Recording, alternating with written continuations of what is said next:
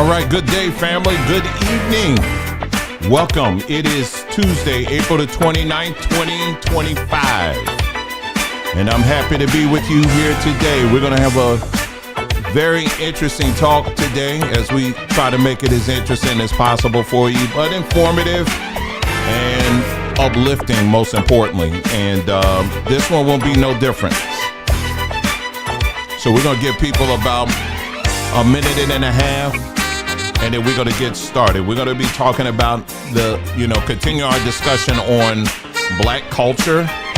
And this discussion, we're going to talk about how it's been emasculated and feminized. Now, before you get into your emotions, because we're going to talk about that, we got to first define this thing, okay? And that's what we're going to do. Then we're going to get into some examples and all that kind of stuff, okay? Let's see what else I have here. Something I posted on the community page real quick. And, 2 extra bonus videos. I'm going to show that real quick, too.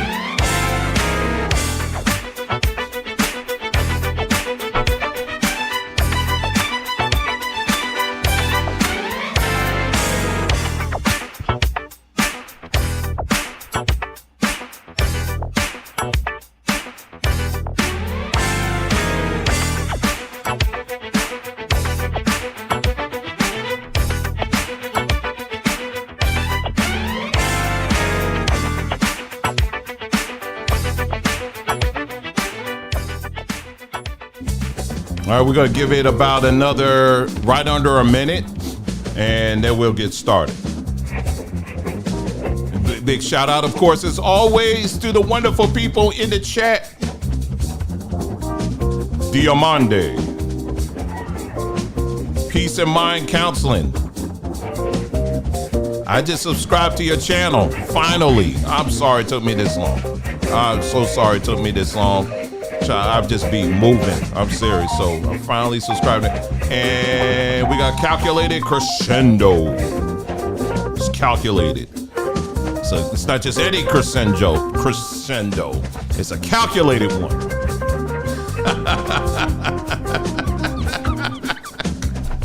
All right, another 30 seconds and then we're going to start.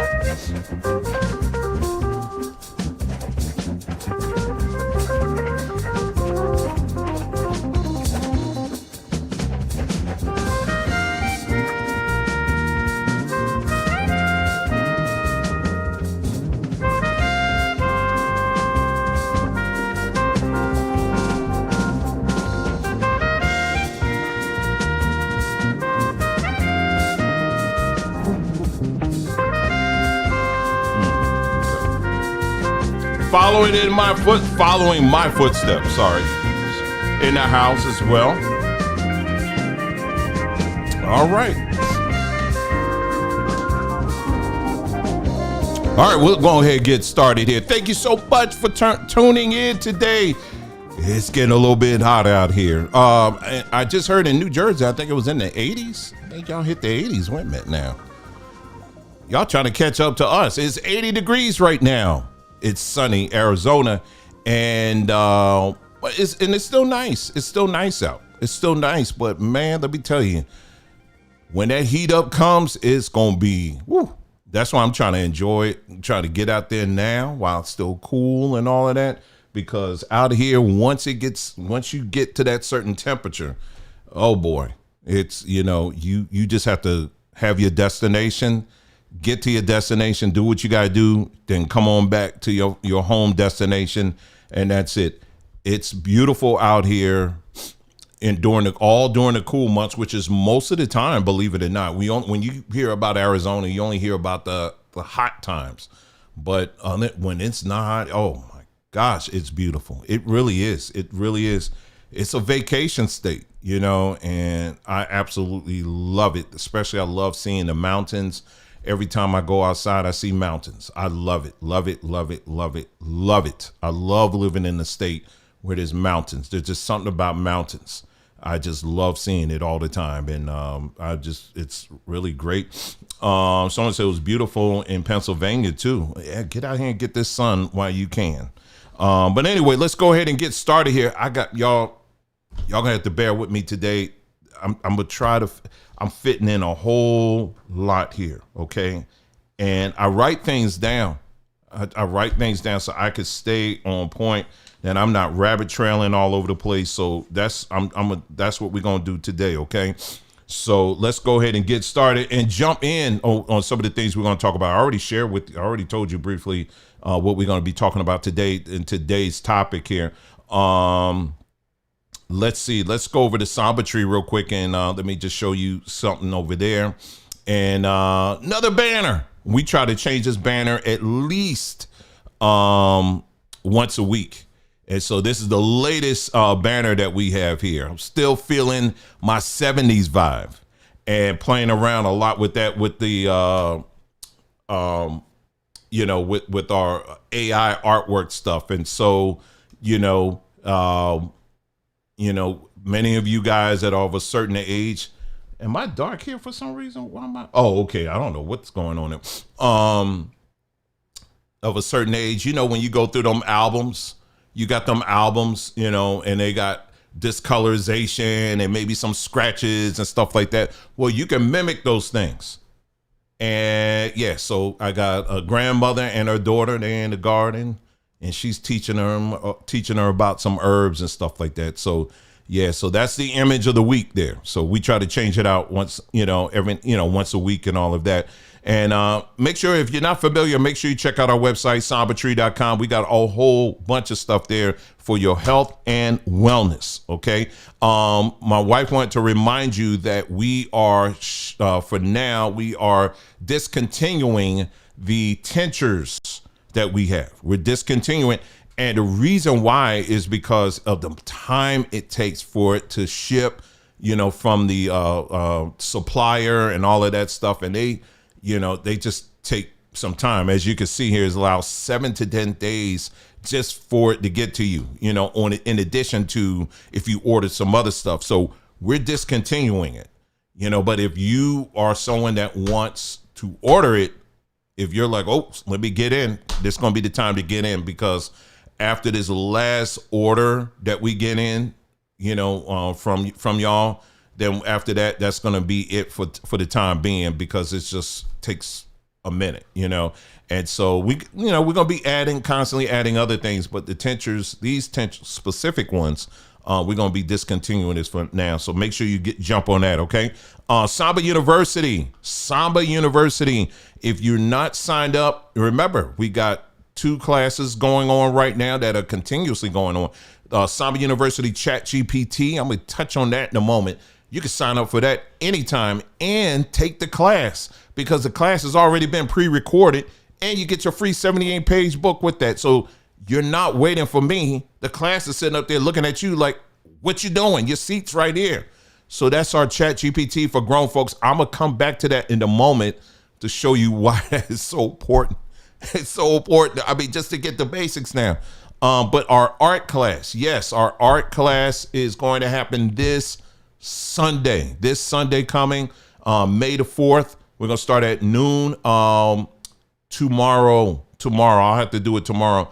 If you signed up for the class, I will have an email go out to you, okay? Because there's a couple of things I want to let y'all know, okay, in preparing for the class.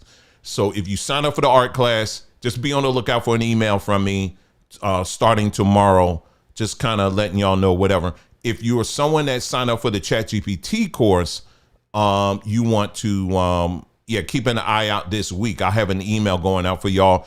It's just some extra little things to learn about. And as I promised, I told y'all I'm every now and then I'll drop some little nuggets and stuff for y'all as well. So keep an eye out for that as well. But the artwork class, yeah, you definitely want to check that one out. If you haven't, if you're interested in, Mother's Day is coming up and you want to impress mama, well, you by making your own card and going to the grocery store, and hoping and praying you find the right one and all of that. And, you got to decide between the one in Spanish or the one that got the Simpsons on it, because you waited to the last doggone minute.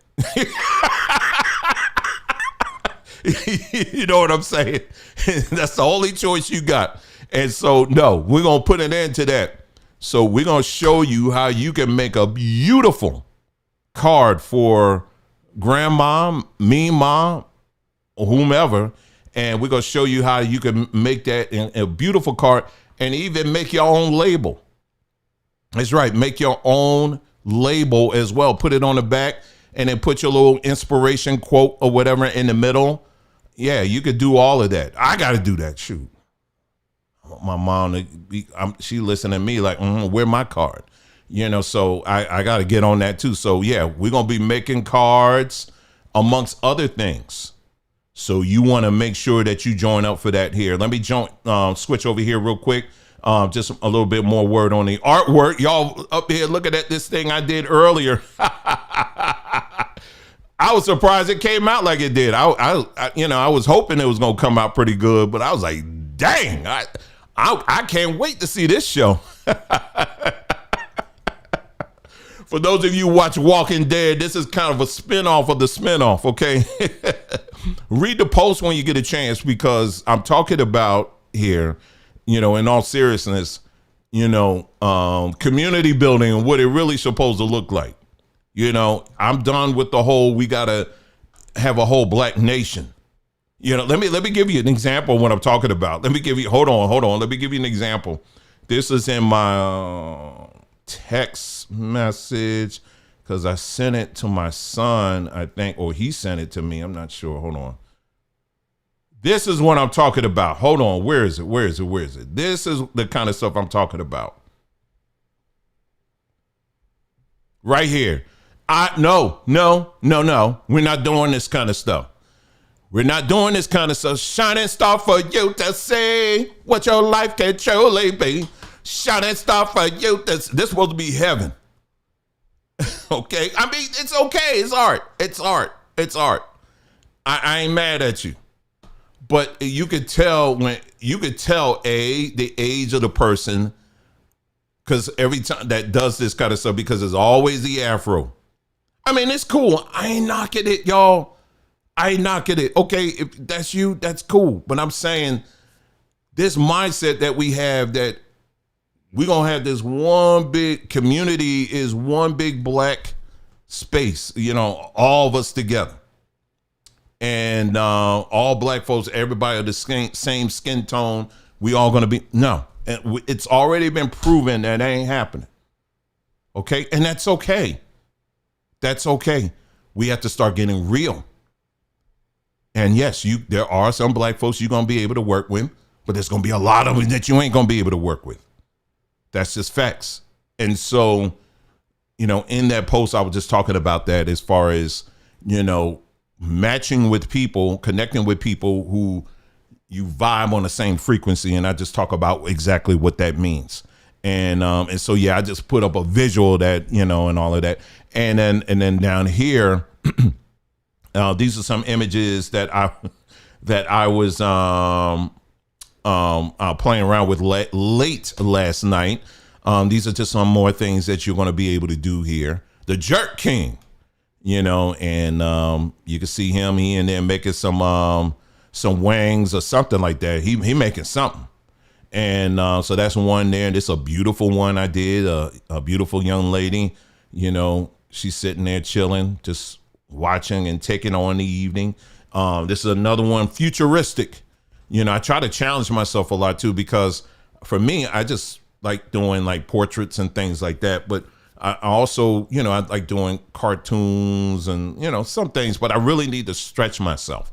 And so I'm going to be exploring more of this futuristic space stuff and be doing that. And here's another one. I can't leave you without one that has that's just demonstrating love between a black man and a black woman. And so I'm gonna always have that one in there. I thought that was nice. And then this is a fish, just colorful fish. And so you're gonna be able to do this and other things as well. And yeah, it's just gonna be a wonderful time. We're gonna be on Zoom, so you'll have a chance to share the works that you're doing right there on the spot and all of that. That again is gonna be happening May the 4th, this Sunday. You still got time to sign up for it.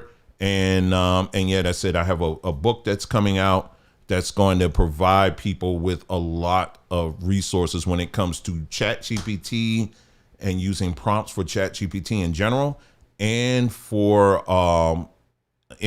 other imaging platforms that I'll talk about. It's all in the book there. So that's going to be coming up this weekend as well. I'll be dropping that book, and yes, I'm very excited about that. Okay, so talked about that. Okay, ChatGPT. Let me mention this real quick here. Let me go to this post here on our community page, and right here, this one right here. Oh boy, man, listen.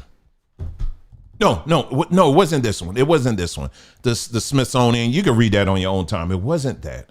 It was a short I did on, is it right here? Yeah, this is it. Check this out. No, not this one. Hold on. Where is it? Okay. All right. This one right here. I know y'all saw this one. Demographic in this country right now is black women. Now let's look at the facts. Hold on. Let's go back. The most educated demographic in this country right now is black women. Now let's look at the facts. The facts say it right here. This is according to Pew Research. As of 2025, Asian American women lead educational attainment amongst all women in the United States. It's at 77%. You want to know where black women are? 38%. 38%. Now, black women have been making some major achievements in the last few decades, but the fact of the matter is Asian women at 77%. Now, I had somebody leave a comment here. Let's see if I can pull it up here. They said, according to the National Center of Education, it is black women. Now, this person is absolutely correct. If you go to the webpage of the National Center of Education, it does say that. However, you got to keep on reading. This is the problem. This is what I'm trying to tell y'all. Why we talk right, Dwayne. Why we have been pushing tools like ChatGPT. Because you don't even have to use it. I'm just trying to get people to read more. That's literally what I'm trying to do. So I saw this post, I saw this comment today. I responded to it. I was tired because I just woke up and I was very aware of what they were talking about, because someone else tried to chew me out on that and said, well, I don't know what you're talking about because this is what it says at the National Center of Education. He just idiot or whatever it is they call me, whatever. Don't know, don't care. And so I actually looked at it. I went to the page. I didn't read all of it. Admittedly, I didn't read all of it. I was going to go back and read the rest of it. But today I said, you know what? Let me do a comparison. So what I did was I went to ChatGPT. And then I said, because in that clip I just showed you, it shows you per Pew Research. Okay, Pew Research says it's looking at, and the conclusion is Asian women are at the top. But then when you go to the National Center of Education, it shows black women are at top. So I'm scratching my head. I said, okay, all right, something's amiss here. What's going on here? So all I did was add ChatGPT, look at both sources for me. And guess what? Here it is right here. I left it right here. Basically, it's right here. Here's, don't disappear on me now.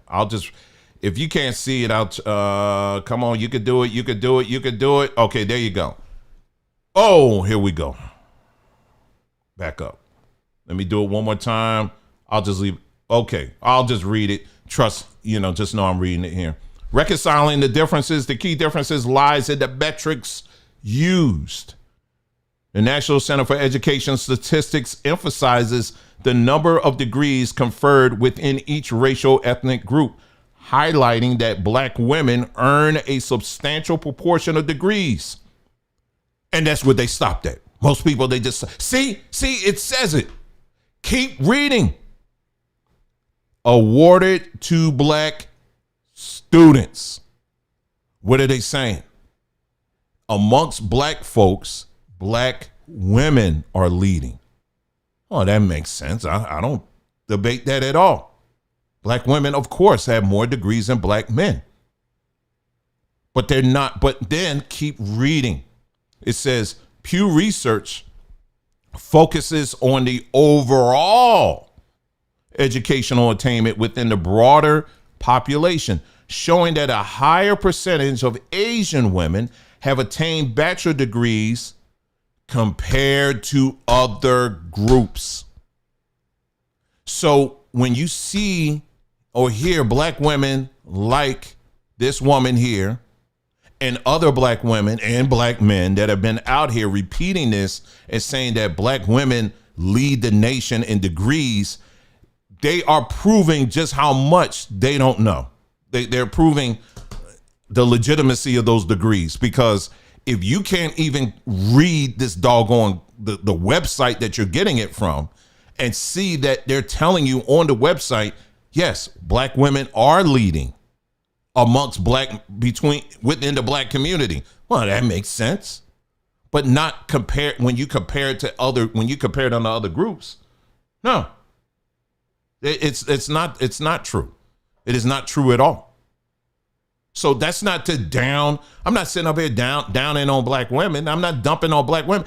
I'm just exposing the truth. I mean, if you're going to say stuff like this, be truthful. That's it. I mean, you know what I'm saying? It's nothing wrong with saying that black women are highly educated. Okay, good. Okay, fine.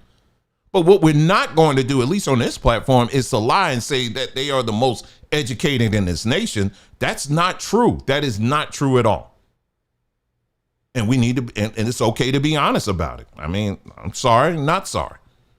Anyway, let's move on. And so, so using ChatGPT, that took me a minute to do that. So the moral of the story is this: when you come across these claims that people are putting out here, use the tools that are out there, and you really don't know. There are tools out here that will help you to know. I came across people doing videos like that post I just showed you.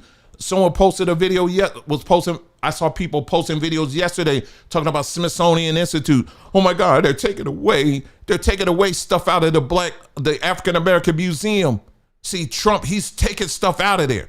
And guess who in the article, I think this is in the Telegraph article, guess who they quoted in saying that?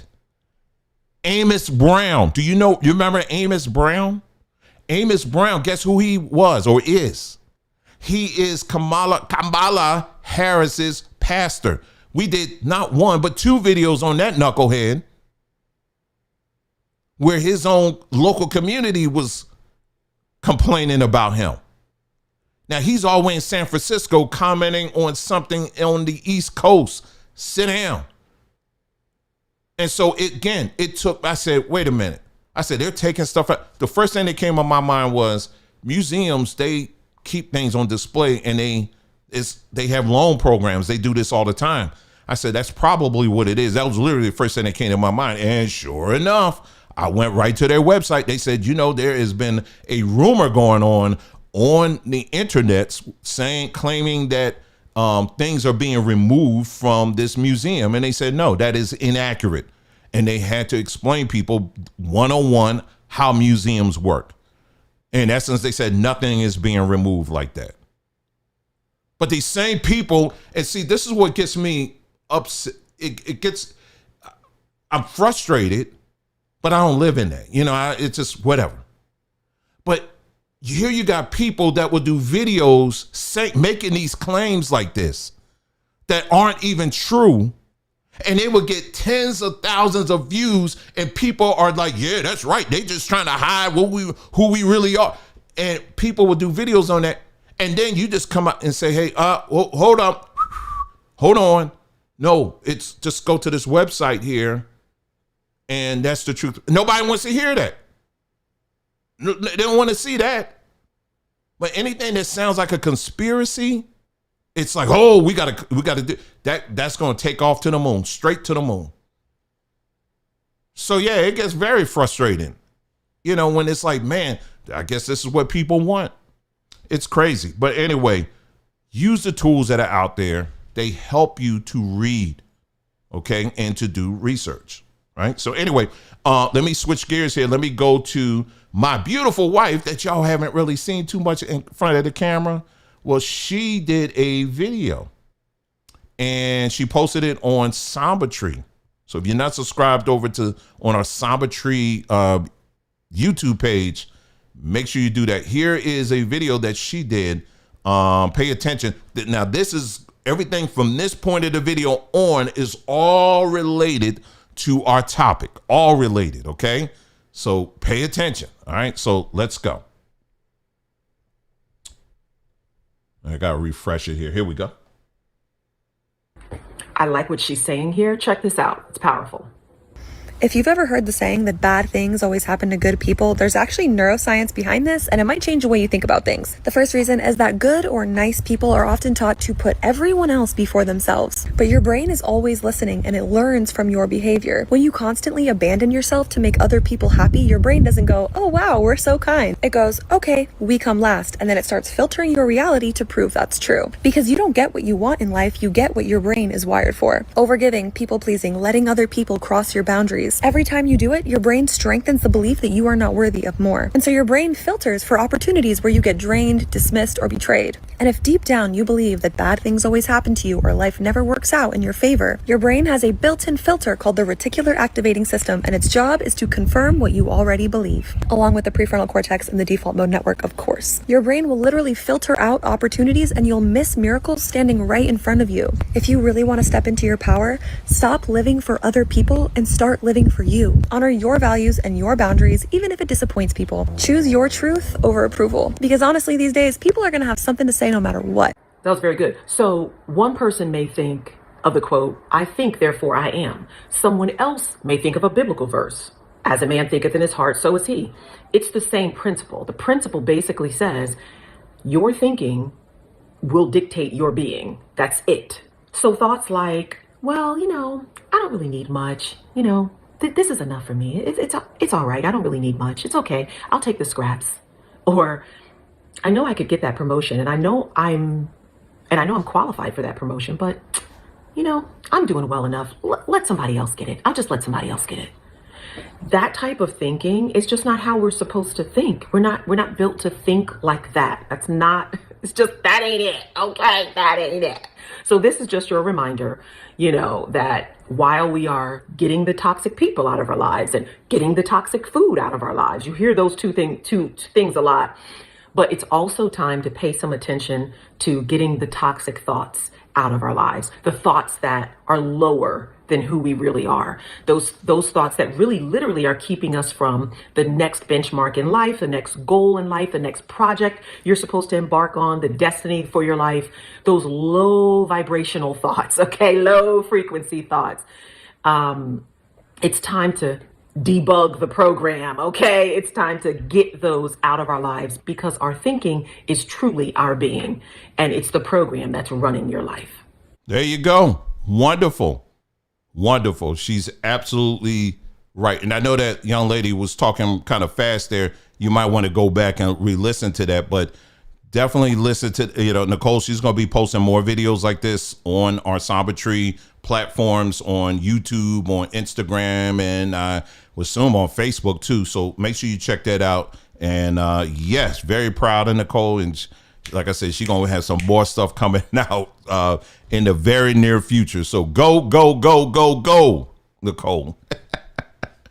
Anyway, but yeah, very good message. Like I said, everything is tied in to our main topic. Everything is, like I told you, you should see the notes here. I literally spend a lot of time writing out how everything has to be connected when I do these videos, for real. So anyway, the next one actually stars somebody that's in the house with us this evening.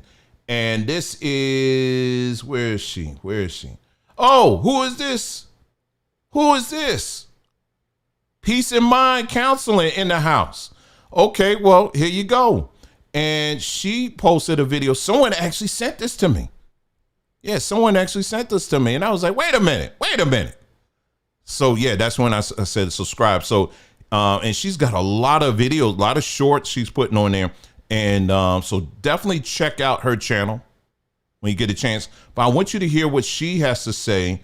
I thought this was a very interesting point that she brought up. And take a listen. Let's talk about RIP. Yes. So I was listening to a song on my way to work this morning, and I thought about it. Why does rest in peace have to be associated with death? So the idea is that I can only rest peacefully when I'm dead. That doesn't seem quite right. So the world has created this scenario where I have to long for death so that I can rest peacefully. Let's try changing that narrative. Let's flip the script a little bit. Why don't we start actually resting peacefully while we're still alive? Focusing on ourselves, doing the things that makes us truly healthy, happy, and whole, and stopping when we need to stop. I've talked about this before, but I want to really reiterate the importance of resting, being still, being quiet, and saying no. RIP does not have to be only in death. RIP can really be a life-changing decision. So I challenge you today to take some time and rest in peace. Hey, that period. Very good. Yes, very good. Another one. Very, very good. Very good message. Again, it's your health and your well-being has to be paramount. It has to be priority. It has to be priority, y'all, in these times that we're in. Do take what she's saying, Nicole, take what these ladies are saying seriously, y'all. Take what they're saying serious, because it starts there. This is her channel right here, Peace and Mind Counseling. Make sure you, check out all her stuff there. Let's see, she got any other things on here, video. Okay, so she's doing the shorts thing, which is smart, doing the short thing. And check her out. Check out some of the things, a lot of stuff that she's saying on here. Okay, now you're going to have to keep putting some work in here, Marsha Beach, Peace and Mind. All right, so great. So make sure you check her out when you get a chance, okay? All right, great. Okay, so let me share, y'all, as we're getting into this, what happened yesterday with my wife and daughter. And very interesting, very something there. So long story short, my wife and daughter, in the evening, as I sat up there and I just told you, I said, man, it's, right now in the evening hours is nice, it's cooler, whatever. Even in the daytime, if you get up early enough, it's nice. In the midday, that's where it gets the warmest, which is now, right, in this time of the year. But once you get in the summertime, it doesn't even matter. You can go out there 1 a.m. and it's still hot. But anyway, so, in the evening, they, Nicole, a lot of times she likes to make time to go out and walk. But last night, I was on my own walk. I didn't know they were going for a walk. So I'm already out one place and then they were walking. And so I don't know about y'all, but have you guys noticed where you live, all these kids now that are riding these electric bikes?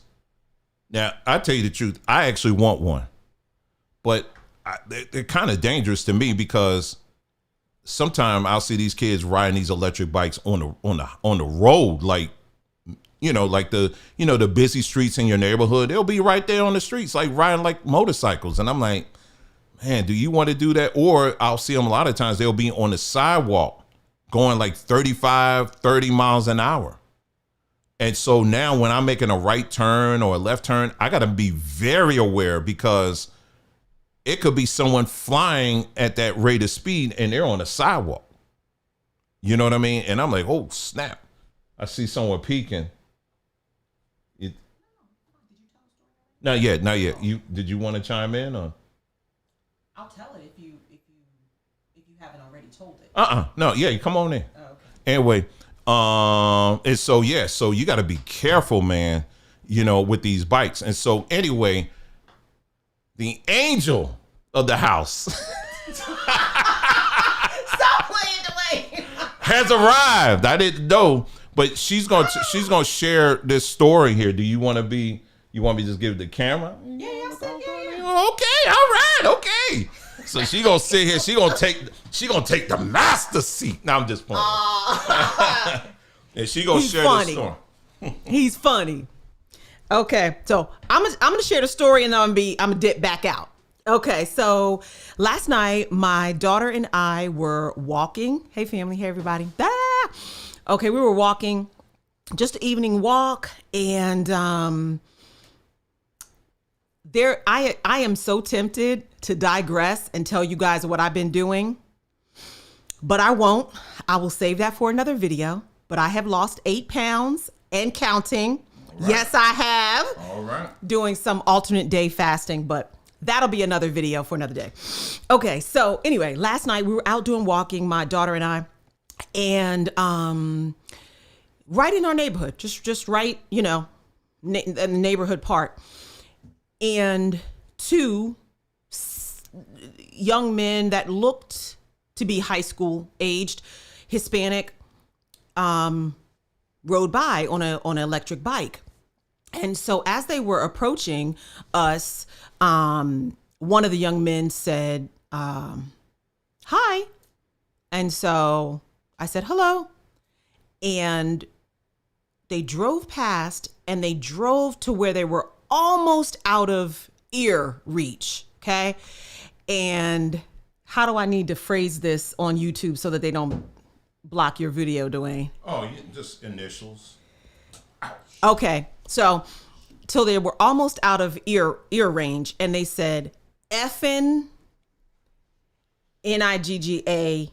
Yes, we got it. Okay. Effing N words. Now I could hear that. I could hear one of the young men. I heard that he said something, but it wasn't clear what he said. My daughter heard it, right? The one on the back of the bike said effing N words, and the friend that was driving the bike was like, yo, dude, like, you know. And so I came home, we told him what occurred, and then I guess you're gonna take the story from there. Okay. Okay.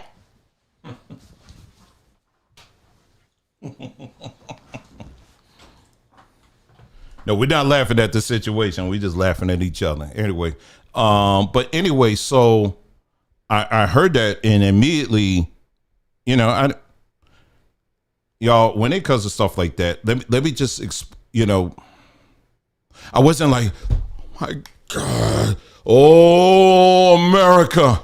Oh, I knew it, America. Oh, see, this is just another sign America just hates us. America just hates us. And, oh, look, no, nor did I belittle it either. So what I did was, we have an app. There's an app. It's called Nextdoor. And some of y'all may use it. I don't know. I only became more familiar with it within the last few years. Even when I was in New Jersey, they were talking about, I think it's called Nextdoor. And so I'm on it, and I check on it every now and then. It's pretty good. You know, you get to hear what's going on in the local community and things like that. It's right. And then the moderators, I mean, hats off to them.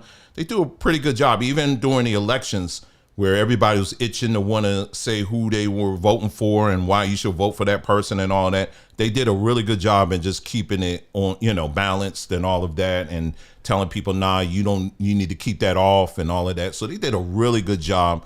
And so I don't say too much on there. You know, if I'm looking for something, or if I have a question, I'll use it or whatever. So, but I figured this will be a good time for me to let people know, because yeah, that is serious. And so anyway, so say your mama. Anyway, You show your age, man.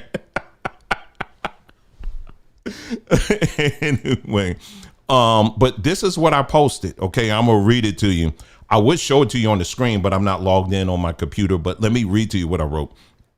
And I said, since moving here to Arizona from the East Coast, I said, we have loved this area a whole lot. The mountains, the vast amount of sunlight. I love it. Maybe under 100 degrees, though. I said, and the people have been great. Admittedly, I'm still getting adjusted to how quiet the neighborhood can be. Trust me, I love quiet, but other than the occasional friendly wave, I can't say I really know my neighbors, with the exception of one or so. But again, it's cool, no complaints whatsoever. Overall, the people are very nice, which is always a huge plus. An encounter happened recently with my wife and daughter as they went on their evening stroll. They were both approached by two Hispanic boys about high school age, which were riding their electric bikes. As soon as they rode by, they called them, like what Nicole said, F&Ns, laughed and sped off. Now, before I continue, I want you to know something about me. I said, number one, it's a word. Trust me, nobody is suffering from PTSD over this. We're good. I don't have time to do a quote unquote story time on TikTok over it. And quite honestly, as someone who's over 50, unless I'm talking with grandchildren, I don't do story times with other grown folks. That's number one. Number two, I said, I know full well that the actions of two dumb kids do not in any way reflect an entire community made up of people of various backgrounds. Again, we have zero problems when it comes to stuff like this in this area.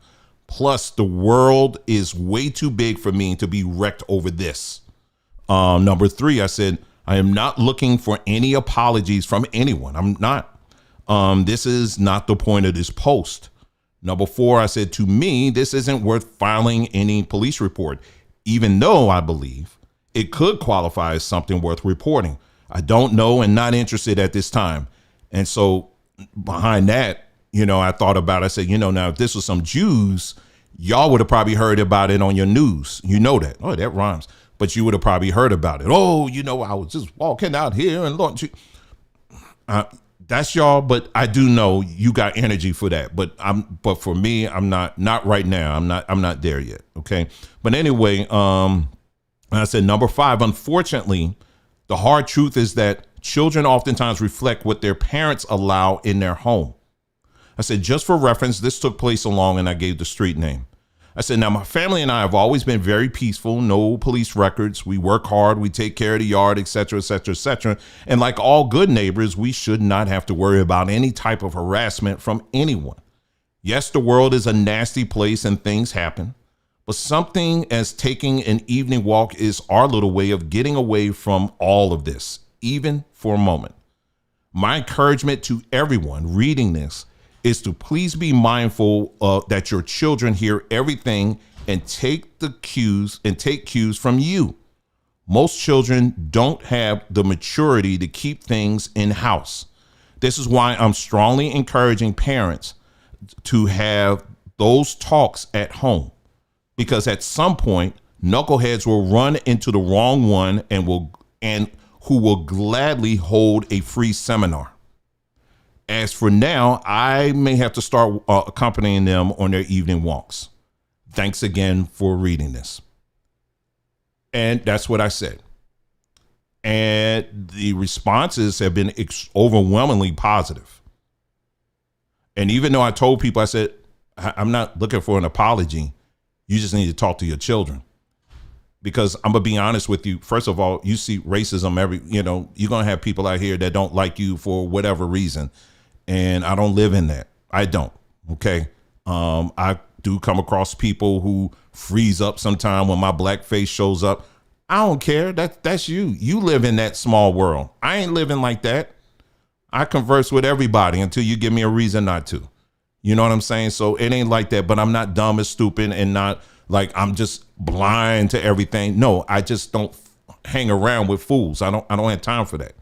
But, this is involving my family now, and so I wanted to post something to the community here and let them know, hey, listen, I'm all right.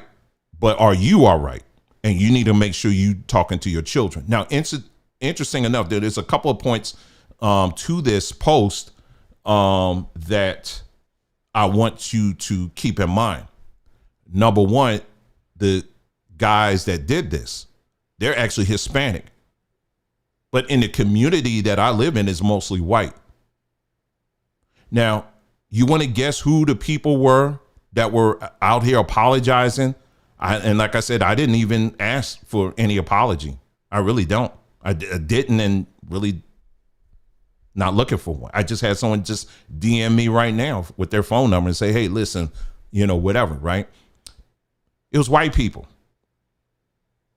White people were the ones that were leading the way in apologizing and saying that, hey, listen, no, this is wrong. And yes, I do. Thank you for the message. And I was talking to my children before, and this reminds me I need to talk to them again just to make sure. That's overwhelmingly, that's what the messages were. I didn't get any. I got one person that said a comment. They said, because the part I was talking about how children oftentimes take their cues from their parents. He was like, I don't buy this. He said, when I was a child, he said, I used to say things that my parents would never say. I don't buy this. And I said, well, sir, I said, to tell you the truth, there aren't too many F and N's in this community. So it kind of hits different. So no, this ain't like some kids just yelling and screaming down the street. You know what I'm saying? No, it is a pretty serious thing, but you need to chill. You need to focus. And he deleted his whole comment at that after I responded like that. But, just keeping it, chill. But overwhelmingly, the responses I got, it was extremely positive. And, I could nitpick on a couple of them, but I mean, it's not even worth that. I mean, but people got the message. And so I'm using it as an example. I was actually debating whether or not if I was going to read that or not. I did know I was going to share it at one point, but I figured, I said, this is a good thing I could fit in on this broadcast. Is this. I want you to take note of how this was handled. Now, when you look at people today, I'm talking about adults now, in this society that we live in right now, in many cases, people would have taken that. Next thing you know, it's, we all on YouTube, or not on YouTube, but on TikTok, and like, y'all, you wouldn't guess what happened. These kids over here, they doing this stuff and all, and all that. Oh, let me go back. You remember I said it was pretty much all white people that were like showing, hey, listen, we don't tolerate that. That's wrong and all that. But guess who was absent and not saying anything? It was Hispanics. I mean, there was a few in there. They came in much, much later. And there are Hispanics that live in this community, and there are Hispanics that are on here. I know, because they're always trying to sell tortillas and everything else on there. But I posted that and they ain't had nothing to say. So that speaks some volumes. But here's my point. My point is this, how this could have been handled. I could have been nasty, good not here, emoting all over the place and talking about how I know this place is just all racist and all this, and just made it, okay, story time. Okay, let's all get together. Let's huddle up together and let's have a little story time. I ain't telling y'all no story. I ain't having no story time. I'm going to tell you, hey, this is what happened. And these are just kids. You know what I'm saying? But like I said, if one of the things I told Nicole, I said, now, and I know if I was there, that wouldn't have happened. So you adjust. So when, we go on walks in the future, it's going to be us. I don't need to bring a gun. I don't need to do any of that. Just be there. Now, I'm not stupid and dumb. I mean, I know how to read the room. I mean, if I'm dealing with straight up real thugs, then first of all, we wouldn't even be out there in the first place. But these are kids. These are like suburban kids. They ain't got nothing to do. This ain't street kids. This is, I know how to read the room when it comes to that. And trust me when I say this ain't it. Okay. These are just kids that just goofy. You know what I'm saying? So ain't nobody sweating that, but I'm not asleep either. So I bring that up, that story again, just to show you how I could have easily been handled, how it could have been handled differently.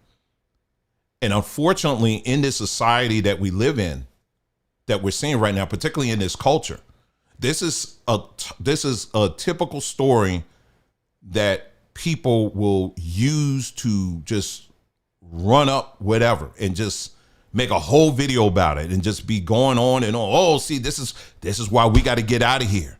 We got to get out of here because all these people are racist out here. All these people, they hate us. Well, guess what? There are people that don't like you. I understand that. But there are also a lot of people who don't operate like that. And I'm only speaking in my experience. Majority of my time living out here, I've had zero problems. Zero. I ain't had any problems. And like I said, the people you get with, that work with you, and the other ones you just, whatever, stay away from. But this emoting thing and how to handle things, that's what I'm getting into right now, okay? 45 minutes in, but 51 minutes in now. But now we're going to get into our main topic here finally, okay? Because like I said, everything from those videos that we showed up to now is all related, okay? So this topic that we're talking about is Black culture is an emasculated, feminized culture. All right? Now, some people will hear that and get offended and think that I'm already talking down on Black women. I'm not. Or women in general. I'm totally not. Let me read to you something I jotted down here because I needed a good way to explain this whole thing about when we talk about the differences between men and women. Okay, so allow me just to read this real quick here. I said, men and women are emotional beings. Both of us are. But we often process emotions in different ways. Generally speaking, women tend to be more expressive and intuitive when it comes to navigating emotions, while men often have an innate ability to compartmentalize and stay focused during conflict and crisis. All right. And so, but when you bring the two together, it shouldn't be seen as a conflict. It should be seen as a completion. Let me say that again. When you bring the two together, it should be seen not as a conflict, but as a completion. And when you look at what you see out here in YouTube land or social media land, what do you see? You see a lot of competition, don't you? We'll get into that in a little bit and what the root causes of that are. But yeah, so when you hear me, I can't speak for anybody else, but when you hear me, anytime I make references to women and their emotions, don't ever interpret that as something as a negative, because it's not.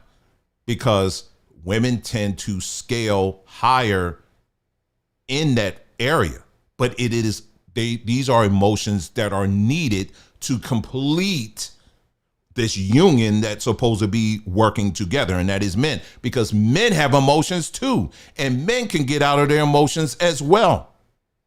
If you think for one moment men are just cool, calm, and collective, not all men are like that, and we're going to talk about that too.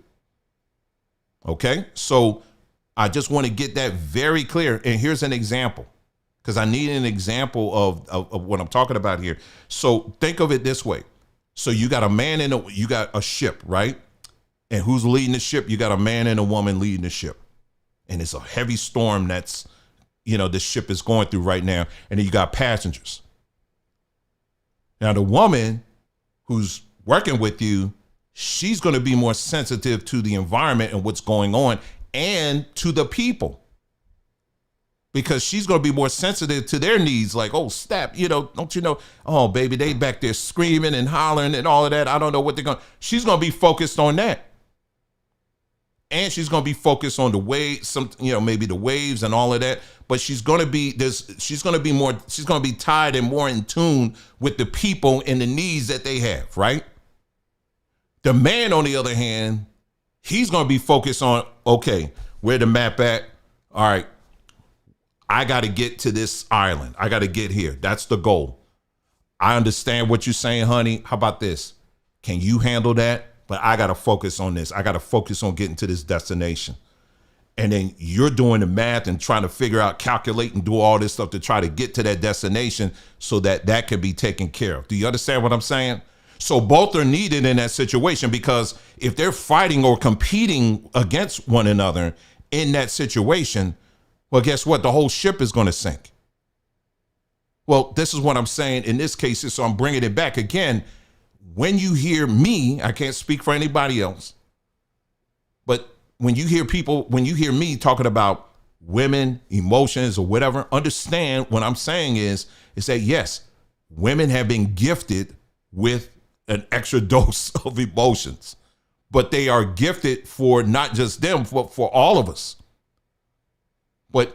But unfortunately, there are imbalances that are in our society today that have caused these emotions to skew within both women and men. And that's what we're going to talk about. Okay. So anyway, let's move on here. So hope you guys got that. So let me see. And here's some quick examples of how the system, unfortunately, has reinforced, because what's been the thing that's really caused this thing to get imbalanced, I would say, is feminism. Because what feminism has done is basically told women, hey, listen, you are in competition with these men. So yeah, you can be emotional. If you look at the thumbnail of this video, you can be emotional and have their strength as well. But if you have all that bull strength and you're emotional, that's a dangerous person. You're not meant to have both like that. I'm not saying women have to be weak. Understand what I'm saying? It's nothing. It's not weak. You understand? It's not weak to be a woman. It's not. I want you to understand that. So I'm not saying weak in the terms of, yes, sir, whatever you say. And you got these dumb, stupid people out here talking about my master, and all that. Y'all know who I'm talking about. They calling this. No, nobody's saying that. But this whole thing that Black culture has adopted, that it's something to almost celebrate when mothers or women have to operate the role of man, not husband and wife, but father and mother and all that. That is not normal. That's not normal. That is not normal, and it shouldn't be like that. And it causes an imbalance. But anyway, feminism is definitely something that has contributed to this, for sure. There was something, and here's some other things when you start getting into the government. Back in the 1940s or the 60s, they had something called the man in the house rule. And many of you heard about this, the man in the house rule. This is when, like welfare or social benefits, they said, hey, listen, we'll give you benefits. We're going to give you these social benefits, but there can't be a man in the house. Even if you're married, there can't be a man in the house. So I remember, this is years ago, one of our businesses, we had a woman working for us, Black woman working for us. And, she was just talking, and she was like, child, whatever. And she started talking, and she mentioned that, oh yeah, because when they come by, she was talking about the welfare or whatever. When they come by, I got to make sure that my husband ain't in the house. Now, these are grown people that got grown children, but he got to go skip out somewhere. This was in the 2000s. I ain't talking about in the 1920s or something. I'm talking, this was like, 12 years ago? I don't know. But it wasn't that long ago. So we have a system that encourages this kind of stuff, this ideology that the man can't be around, but we're going to be here for the woman no matter what. And then the child support, we could talk about that for a long time. I mean, there are many stories out here about the whole child support system, how it oftentimes skewed towards women. A woman can make any kind of claim in this system that we're in right now and say he ain't paying enough. And then the judge is going to say, yeah, you're right. You need to pay double. You may need to pay triple. So what does that do to the mind of the man? He really ain't going to try to support. Then, of course, you got prison, the prison system, and all of its inadequacies and stuff like that. Trying to come up with any rule of law to try to get as many of our men in prison. I'm not saying a lot of these men are just walking down the street not doing anything, because, there are criminals. You know what I'm saying? That's true. But there's other things too, that contribute to that. And it's causing an imbalance, while at the same time, you're providing all of these benefits and stuff for women, particularly black women, in this society, in this system that we call corrupt. And it is a corrupt system, because if you're going to call it a corrupt system, make sure you call out all the corruption, like I'm calling out right now. See, people get real quiet when we start talking about the man in the house rule, or we start talking about child support. You skip that out when you're calling out the corruption in the system. I'm saying that's corruption too. And it's causing corruption in amongst black folks. And we have to call that out. The church, I would say, is one of the biggest contributors to this. The more I study church, I've studied for years. I have studied on and off church history. I've studied revivals. I've studied, different movements. I'm talking going way, way back, up into the present. That's something I've done. I've just did. I even went to I don't know what kind of school it was, but there was a Bible school. Our churches always be spinning off, starting schools and stuff. But anyway, it was a school, but it was also a Bible college. It was a missionary college, actually.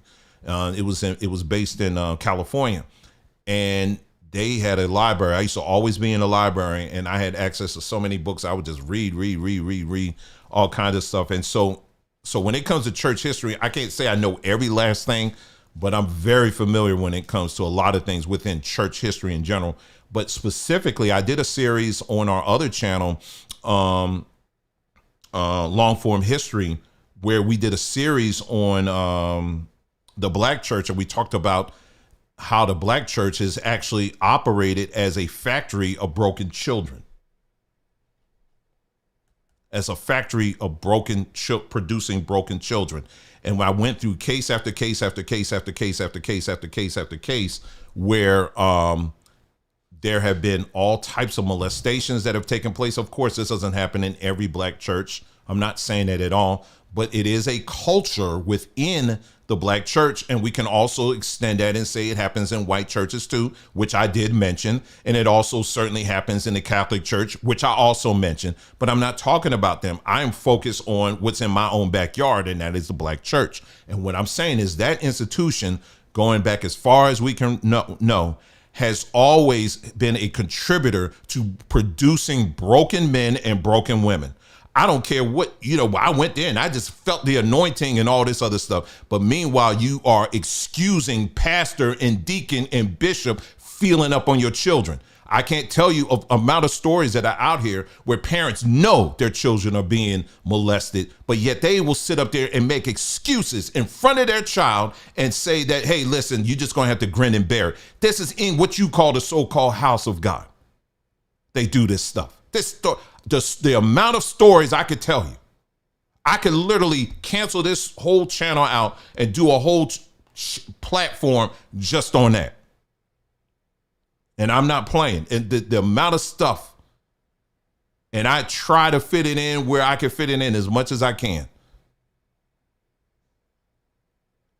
But it's egregious and it's evil and it's wicked, the amount of foolishness that goes on in there. And when you look at the system today, what do you see? The church, so what we call the black church, a good percentage of it is made up of black women. And when you look at the history, black women, simpish men, which make up a smaller percentage, and I would say a much larger percentage when we're talking about men, I would say homosexual men. So you have a large percentage of black women, a significant percentage of simpish men. That means men that just kind of go along with it. They're just there because their wife is there. But then you also got homosexuals that are very intricately involved in the day-to-day operations of these institutions that are called the house of God. But when you actually do church history, I'm speaking specifically Black church history, you can go all the way back even to the early 1900s. And I did this. And there's case after case where they will talk about most of the churches were made up of women. Most of the churches, they'll say repeatedly, most of these churches were made up of women. So I can't even think of any. So I know right now, I know in the last whatever amount of years, in the last decade or so, how can we get men back in the church? But when you look at those old pictures, black and white pictures of churches back in the day, majority of those people were made up of women. It was mostly a woman's institution.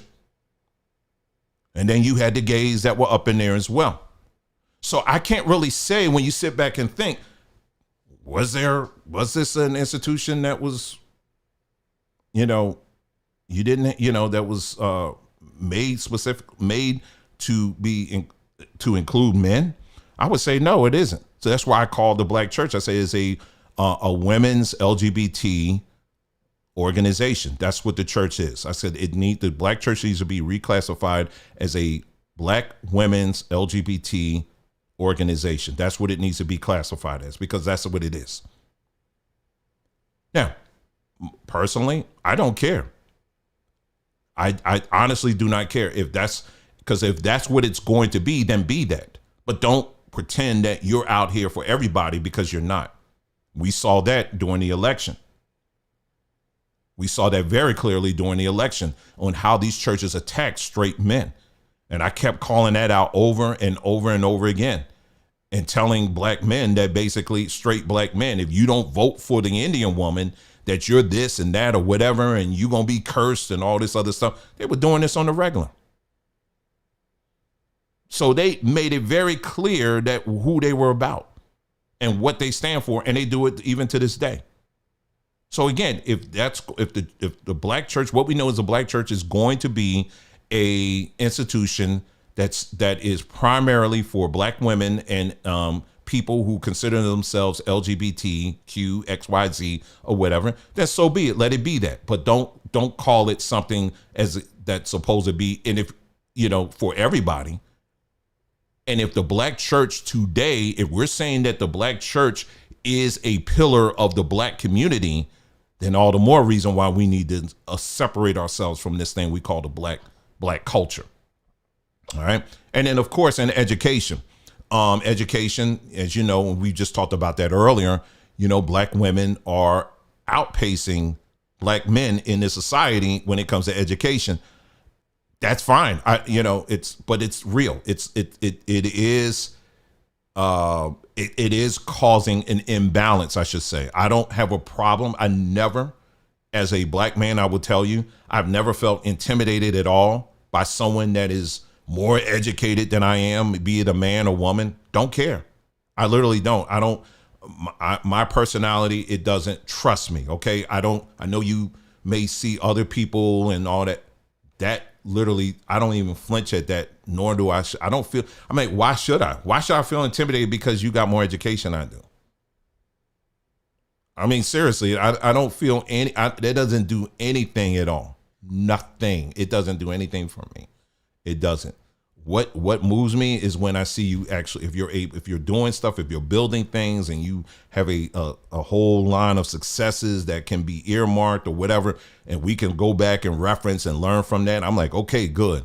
But someone that's just, hey, I got 15 degrees or whatever. I'm like, okay, so that's an accomplishment. I give you that. But other than that, I don't look down on people like that. It's just not something that it doesn't do anything for me. But as you notice, it is becoming a thing because you see more and more and more, unfortunately, many in that demographic. And now I'm going to zoom it in to the people within that 92%. That's not including all Black women, but there are women that are in. And when we say 92%, we're talking about those who voted for Kamala. That's what they call themselves. I don't call them that. That's how they identify. This 92%. These particular people, they will spend a great deal of time reminding you of how many degrees they have and this, that, or whatever. But in the real world, that doesn't do anything for us. It doesn't for the rest of us. I'm talking about men and women. It don't care. It doesn't matter. But to them, it's a big deal. So what this system has done is basically has created this imbalance in what I was describing in the beginning, where it should be a balance between men and women, right? It should be a balance between the two. What I'm gonna do now is I'm gonna show you just a string of videos here that I put together, and we're gonna look at those videos right quick. The first video that you're gonna see is a woman. I would say most of what she's saying I agree with. There's a few things in there it's like whatever, but I would say most of what she's saying, I mean, it's still worth playing. And she's talking about a trend that she's noticing, and I'm wondering if some of y'all notice that as well. The other videos that you're going to see, then right after that, there's going to be another video of a woman talking about why she married her. She has 3 kids, and she's going to talk very briefly why she agreed to marry this man, even though those kids didn't belong to him. That's a very interesting response she's going to give to that. And then the rest of the videos that you're going to see is what happens when there's an imbalance, when we have this imbalance here. Because what I will say is this, is that when you see men or women, and this is regardless of race or color, whatever, who do not have the ability to compartmentalize and to control their emotions, more often than not, I can tell you that they have never have experience with a real man in their lives. Because if you have a real man in your life, a real man is going to teach you, regardless if you're a man or woman, how to keep your emotions compartmentalized. A real man is going to allow you as a woman to be who you are to the fullest. Like my wife, sometimes she can, whatever, be a little extra, on some things or whatever. And that's okay. That's her. But when we get together, there's that bounce. You know what I'm saying? She knows. And even when we're not together, she knows. It's like, okay, all right, okay. And she ain't someone she doesn't do that. Let me be clear. I'm not saying she always has these tendencies where she's always going. No, she don't do that at all. But we just know how to balance one another. And then with her, likewise, she would teach me and show me how to have more empathy towards certain things. Because sometimes I could be too compartmentalized. You understand what I'm saying? So we balance each other when it comes to this stuff. But when you see all these videos of black folks fighting one another and arguing and losing their minds over the simplest of things, what you are seeing is an imbalance. You're seeing an emasculated, feminized culture. Because if you had a culture that wasn't that, we wouldn't be losing it off of just the smallest of things. So I want you to take a look at these videos here that I'm about to play for you. And then I'll be right back and we'll comment on that. Hold on for a second.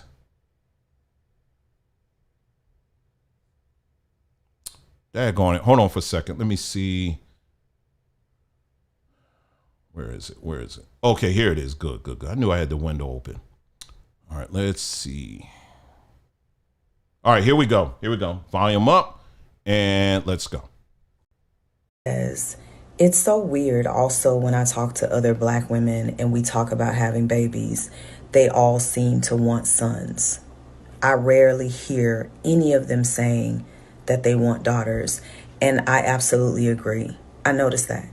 Black women prefer sons than daughters, I would have to say 90% of the time. And I don't really understand that, but I'm going to take a few guesses on why I think that is. One of the reasons that I personally believe that a lot of black women want sons, just from what I've seen with my own eyes and some of the crazy things that I've heard, is because a lot of black women are not getting that love and that affection from the fathers of your sons, because a lot of times they are walking out on you. And I believe that because you didn't get that from his daddy, you look for that from him. Like, your son is the man of the house now. And I think that that can be a huge problem because the lines get a little blurred, if that makes sense. I also believe that a lot of Black women feel like sons are going to be more beneficial. They can help you when you get sick. If they're in the house with you and they get older, they can help protect you. But what I find interesting about that is a lot of Black women, when you get older and you become sick, it's not your sons that's coming to your rescue. Oftentimes, it is your daughters. So I want y'all to start rethinking that, oh, my son gonna be there for me, because a lot of y'all sons ain't there for you. They're nowhere around when you need them. And some of them are in jail. I also believe part of this is because of the fact that we worship Black men in our community. So Black women are going to worship sons more than they do daughters. That part makes sense because we already have a community where men are worshiped. So it's seen as more beneficial to have sons than daughters. And it's also that way in other cultures. It's not just that way in the Black community. There are other cultures where it's more beneficial to have a son. So it's not just us, but the reasons for that are different. The reasons why Black women want sons are very different. And let me go back really quick to earlier when I said a lot of Black women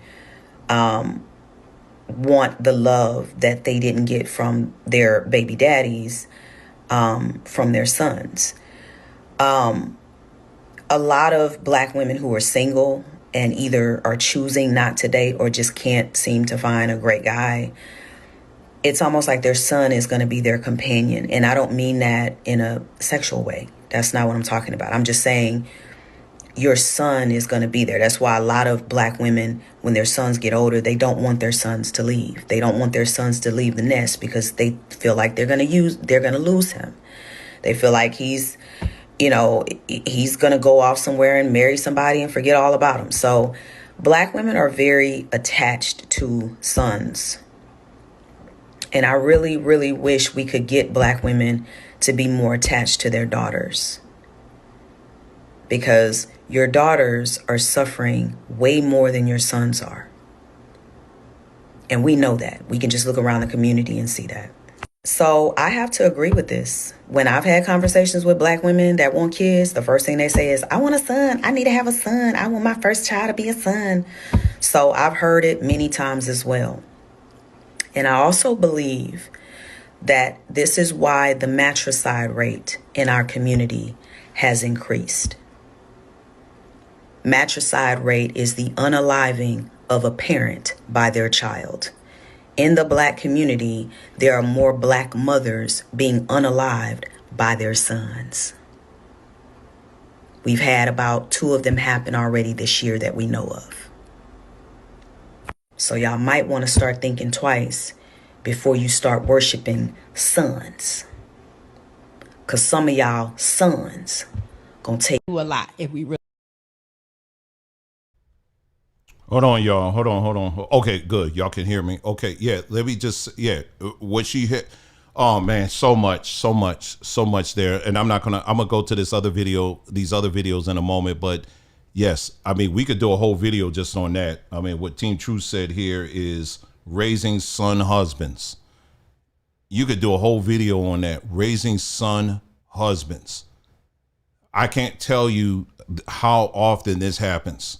This happens a great deal where you have mothers that see their sons as their husband. This happens a whole lot. We could spend a whole lot of time on that.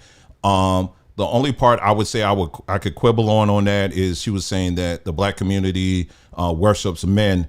I have to kind of disagree with that. And, and just as she mentioned that sons are unaliving their mothers, there are a lot of women that are unaliving each other too. You know what I'm saying? So you're going to have to broaden the scope a little bit. And I do agree overall that there needs to be a balance, where we need to put emphasis on both, on our little girls and our little boys, so the overall message, I'm just going to cling on to that. But like I said, those little things to me, I just wanted to say, I don't necessarily agree with that, but I do agree with the overall message of what she was saying there.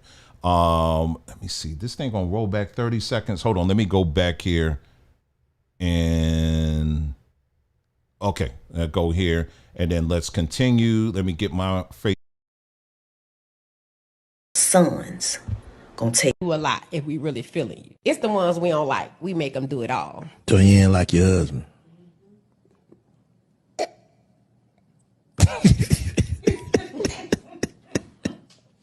I ain't trying to embarrass my husband even more on the internet, but he was a simp and I seen the opportunity and I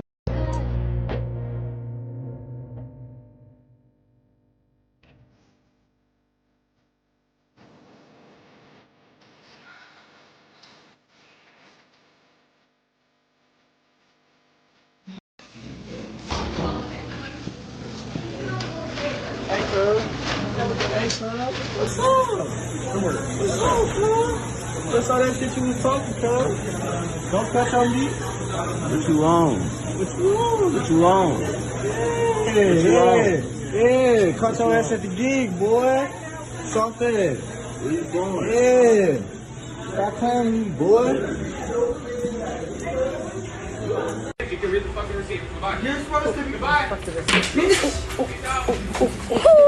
Don't you dare do nothing. Faggy. Don't you dare do nothing. Oh, come on. Learn to work your motherfucking job. Oh, this is gonna be so nice. This is gonna be so nice. Come on. Learn to work your motherfucking job. Get the hell out of here. Get the hell out. What the fuck do you mean? You got the right motherfucking one. Southern hospitality. Shane out! Yeah! Oh my god! Oh shit! Oh my god! Oh my god! I'm my son.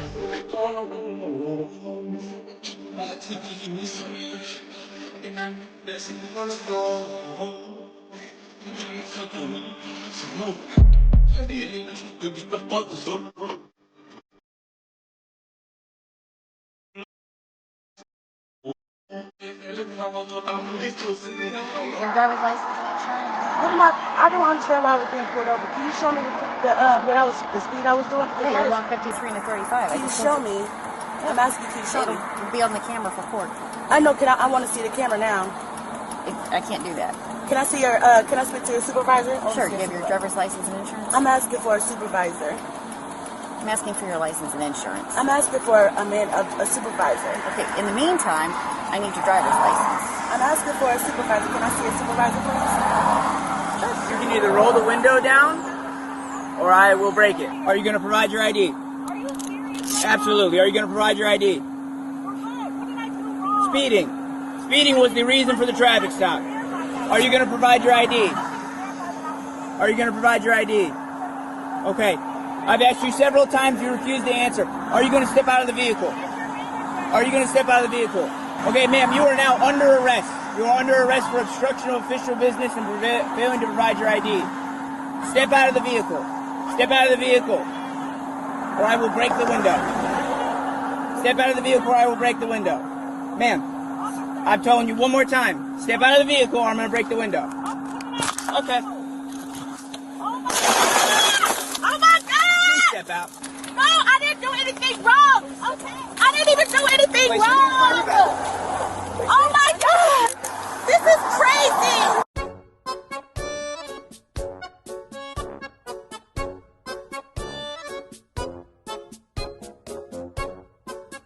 Now, this what you're looking at here. This just took place recently. Carnival Cruise. Now, I'll talk about this in a moment. but this just took place, Carnival Cruise Line. After being out to sea for a week, you would think that you're coming back relaxed and rested and all of that, but no, they come back on 10 and going off like that. And according to reports, Carnival Cruise has basically banned all of these folks and said, you are never to return on our cruises.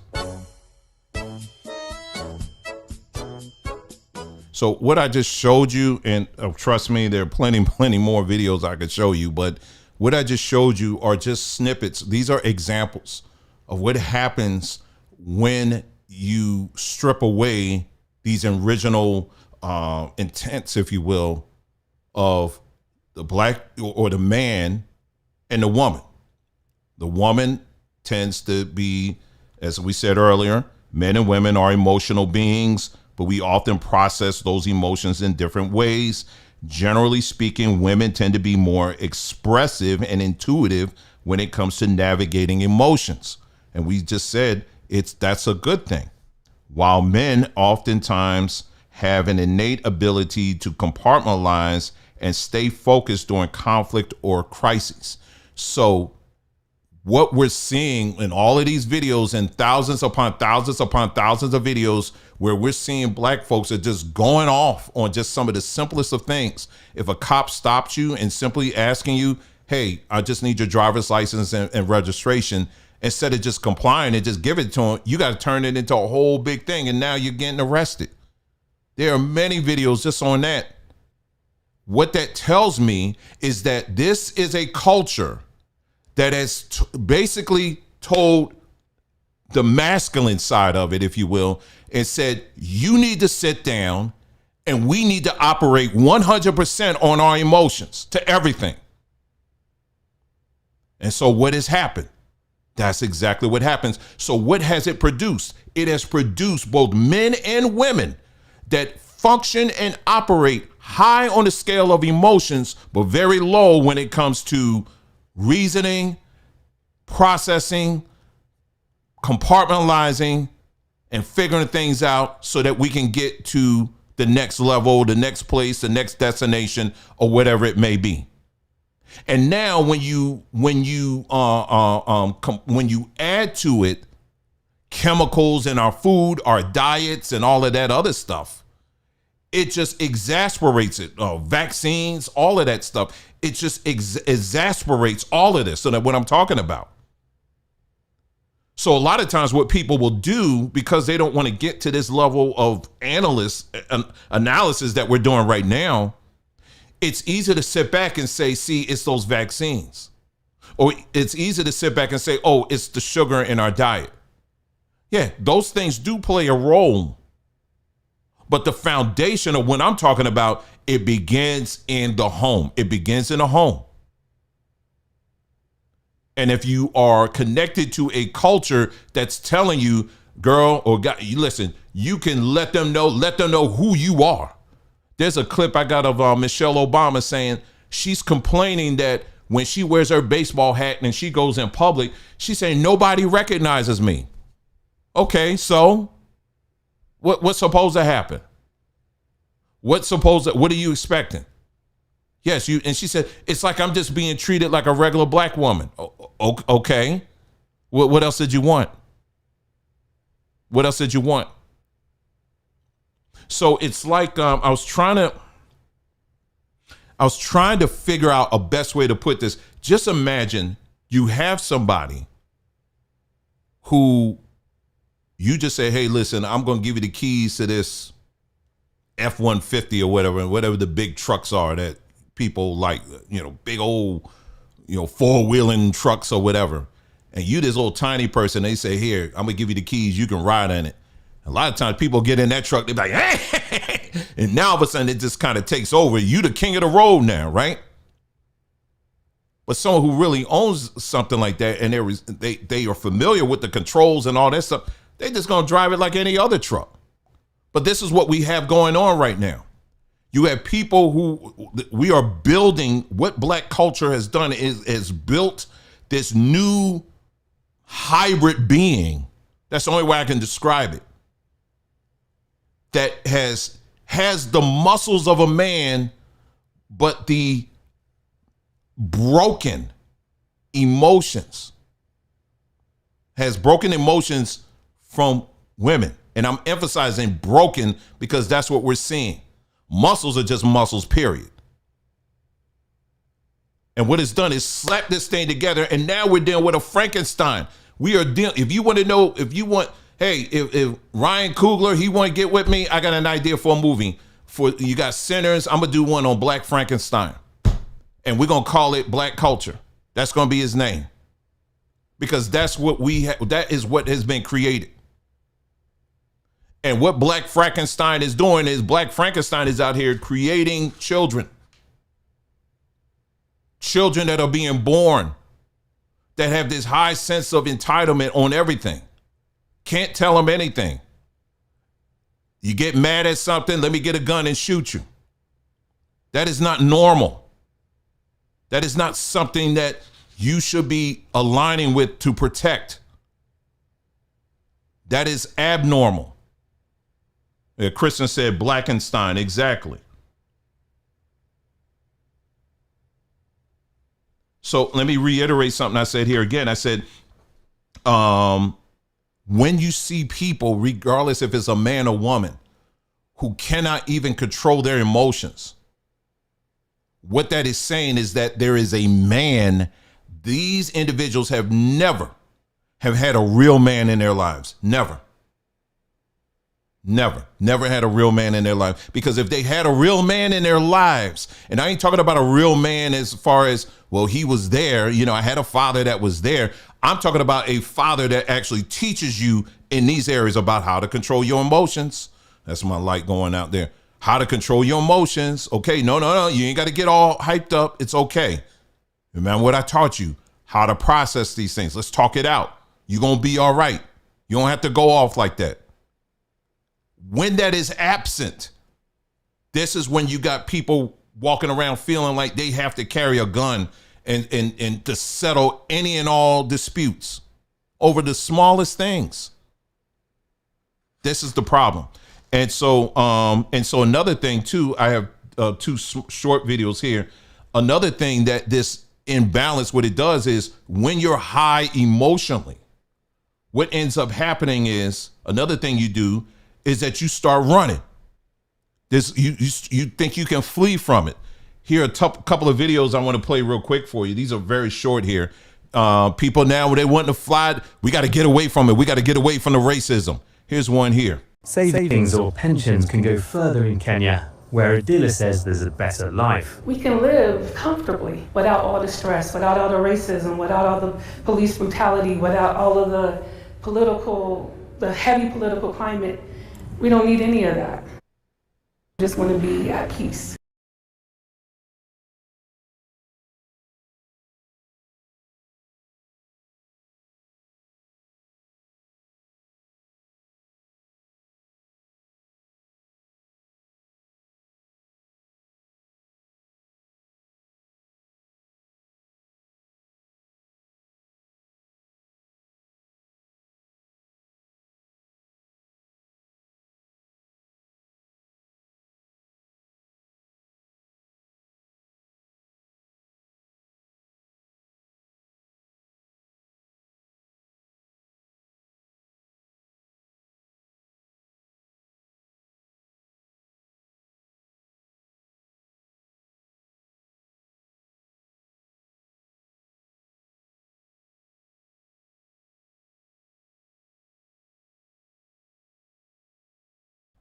Anyway, sorry about that. Let me go back what I was saying earlier.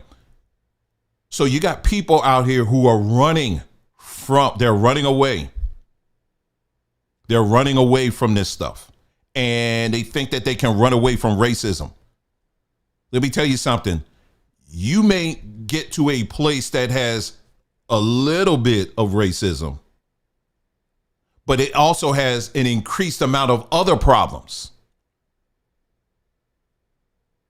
I know everybody's talking about, Dwayne, your audio's not on. You catch it up to me.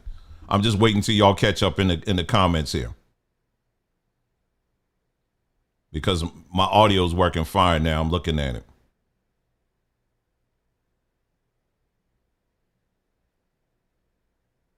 I'm just waiting for the comments to catch up.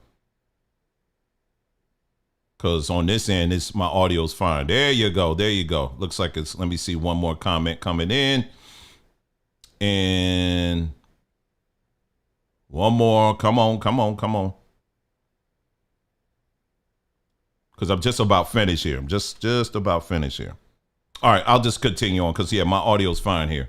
Okay, there you go. So anyway, so you have people out here who feel like they can, like that lady that we just saw, who feel they hear about the whole George Floyd thing, for example, because you had a lot of black folks who were saying that, oh, we got to get away from the, George Floyd, ever since then, I feel scared. I got to get out of America because they're going to kill us, y'all. They're going to kill us. There's a lot of religious women out here that was out here with channels, with YouTube channels that are out here lying to you and telling you about, always reminding you about death and destruction, death and destruction, death and destruction. The reason why you got these fools out here that always want to remind you of death and destruction is because they have instability in their own home. Specifically, if they're married, their husband ain't giving them that stability. And the only outlet they have is YouTube. The only outlet they have is TikTok or whatever to put out, to project what they're not getting in their house.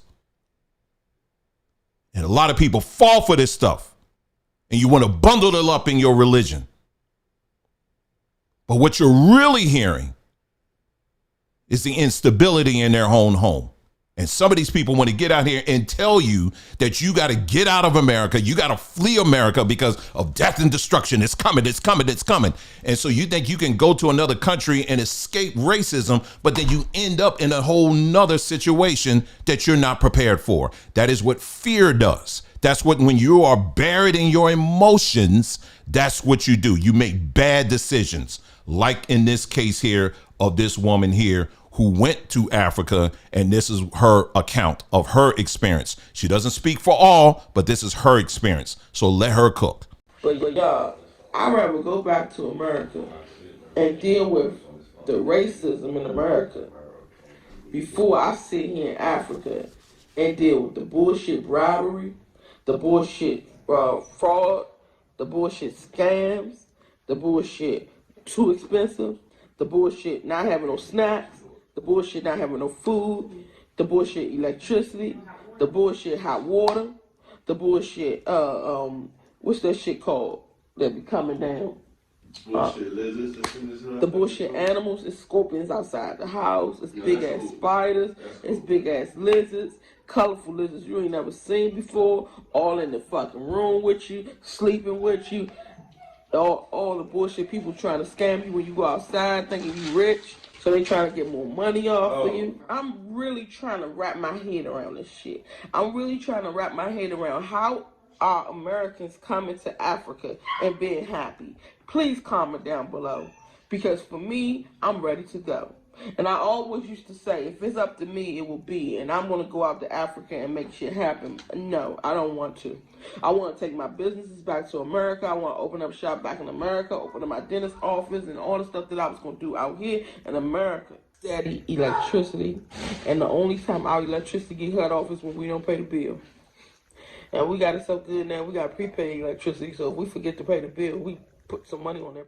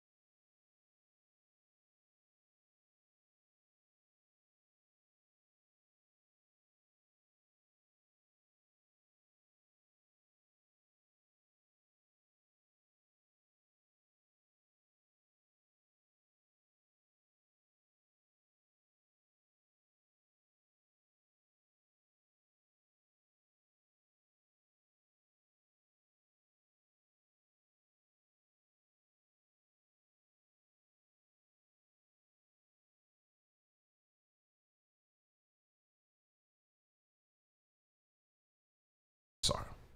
Here we go. So you telling me had to do this again, y'all, with the audio.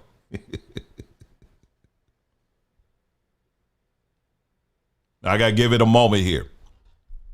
So you telling me that you did not do your research before you went over to the continent to find out any of this stuff?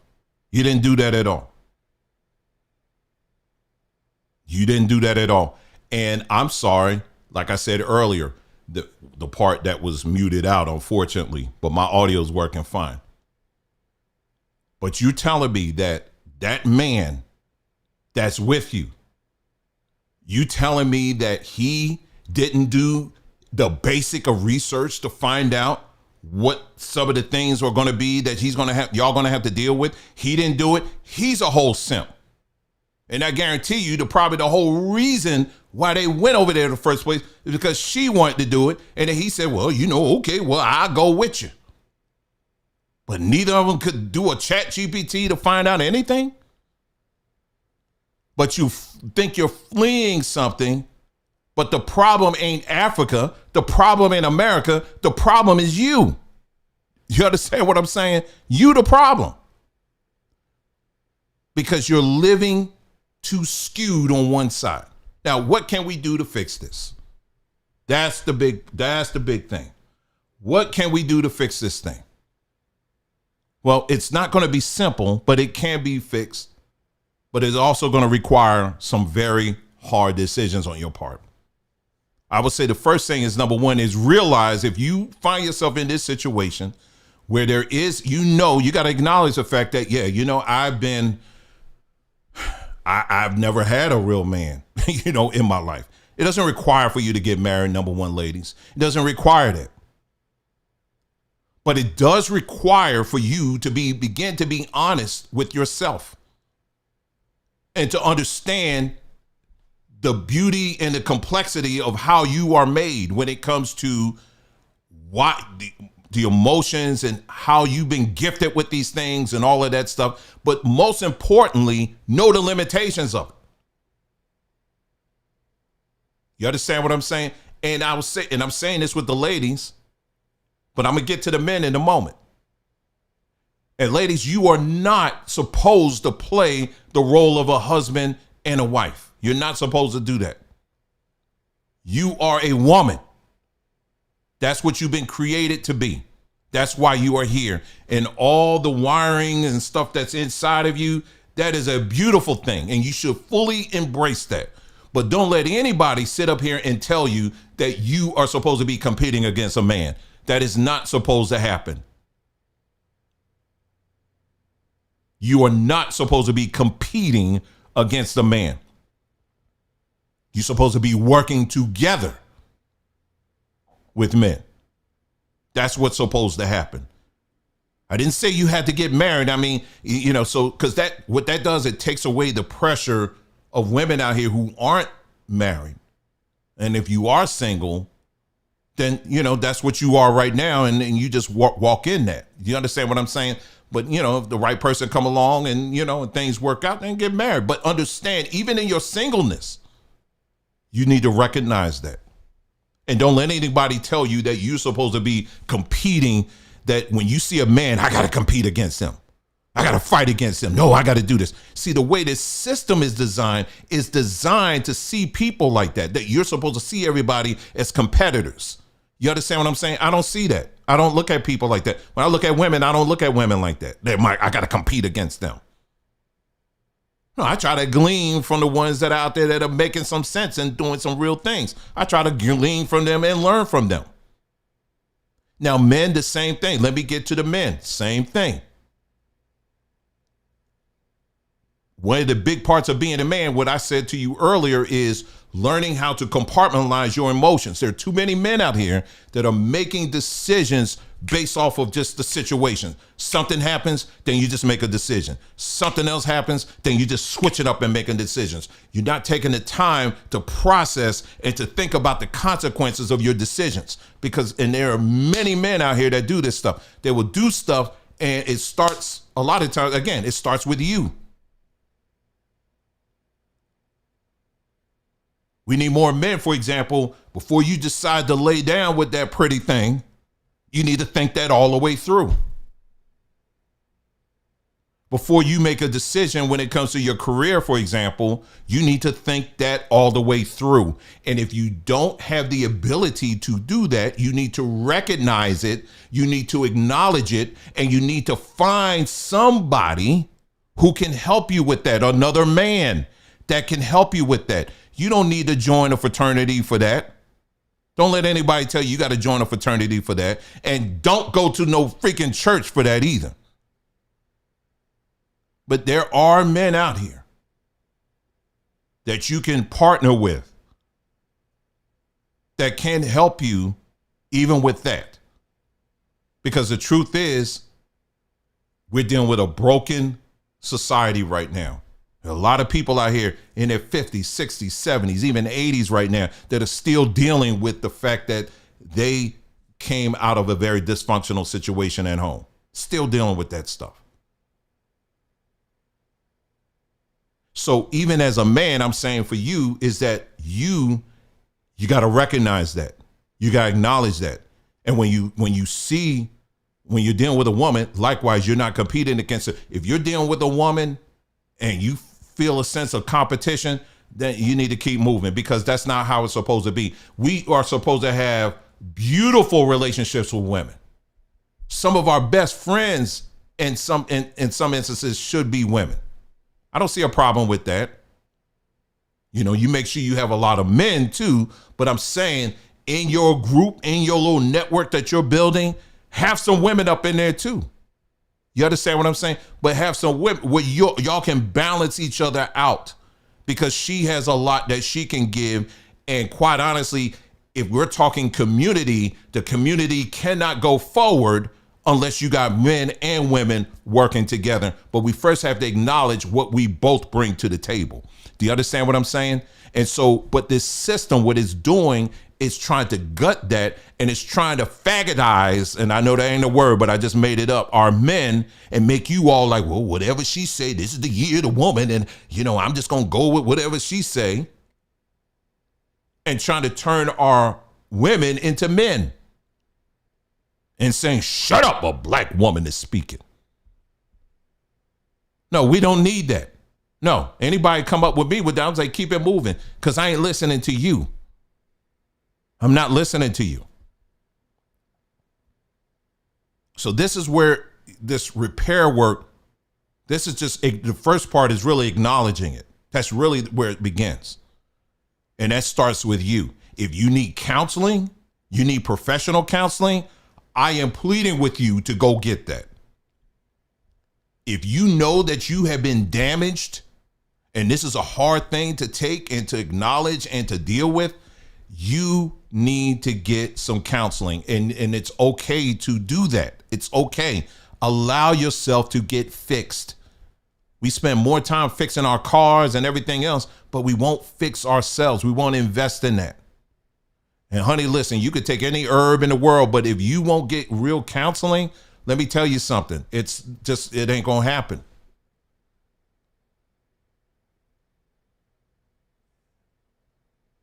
But this is not normal. I'm done, but this is not normal for people to just flip off and just offer the simplest of things.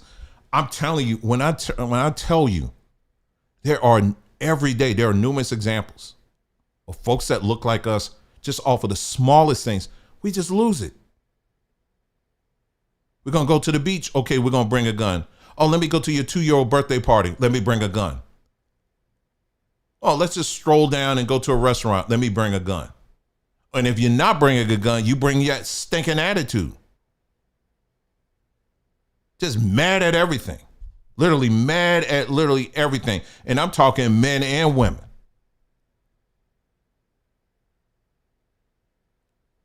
So let this be an opportunity. So when I show these videos, I'm not showing them to you just because it's just, oh Lord, what else are we going to be depressed about? No, we're going to have to look under the hood, right? That's what we did. But we also going to talk about what needs to be, how we can fix these things.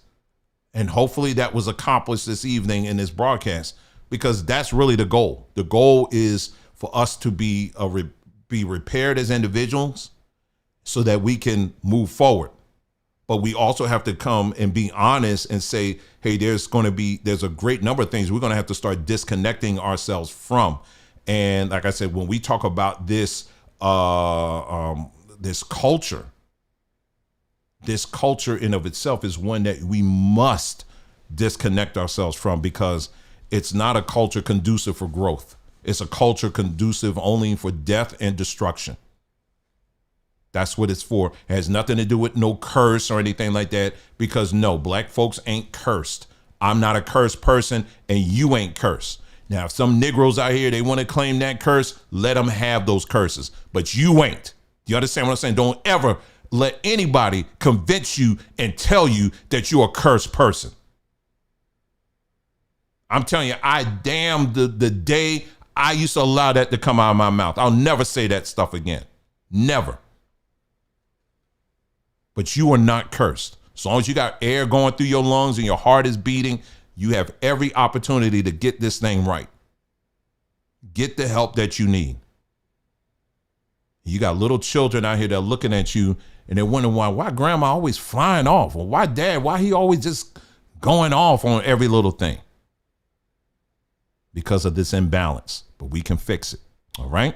That's all I have for y'all. Thank you so much for tuning in to this broadcast. I'm sorry for the little audio stuff there. I just didn't press 1 when I should have pressed 2 and all that stuff. But that's it. That's all I have for you. If you have any additional things you would like to add to this conversation, put it in the comments below. Okay. I would love to read them, and let's share this knowledge that we have out here. Okay. And thank you so much for tuning in, and you guys take care, and I'll see you the next time. Take care now.